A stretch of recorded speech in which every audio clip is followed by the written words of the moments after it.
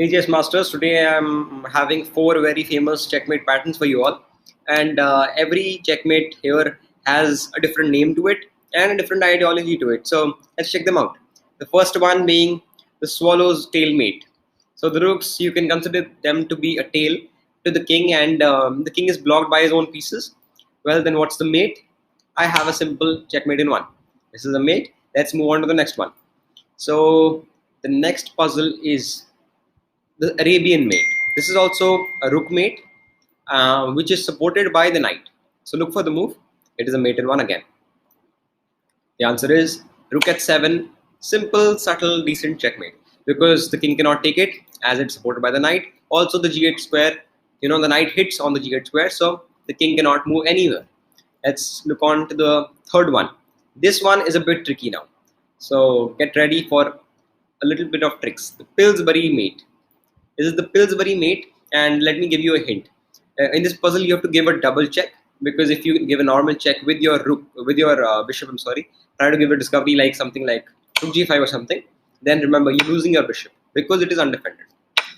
Even if you, just a second, let me close this up. Even if you play rook g2, then he might not take your bishop, but then he probably has f6 or something.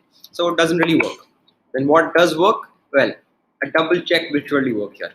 Try to look for a good double check where you force the king to take your rook on g8, and then you switch over your another rook to checkmate.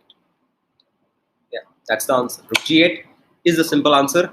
As I told you, force the king to take your rook on g8 so that you open up this diagonal, keep it open, and you open up this file and simply just perfectly checkmate, right?